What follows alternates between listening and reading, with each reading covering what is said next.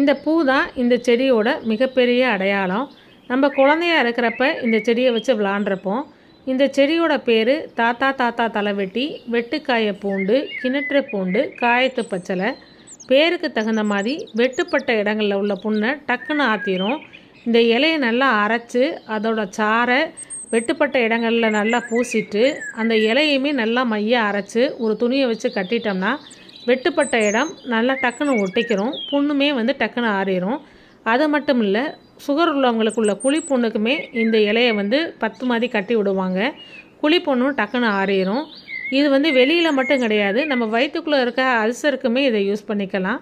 நாட்டு மருத்துவத்தில் இந்த இலையோட வேறு சில மருந்துகளையும் சேர்த்து அல்சருக்கு குணப்படுத்துறதுக்கு பயன்படுத்திக்கிட்டு வர்றாங்க. இந்த செடியோட மருத்துவ பலன்கள் நிறையா இருக்குது. இதே மாதிரி பயனுள்ள தகவல்களை பார்க்க தவசி ஹெர்பல் சேனலை சப்ஸ்கிரைப் பண்ணுங்கள்.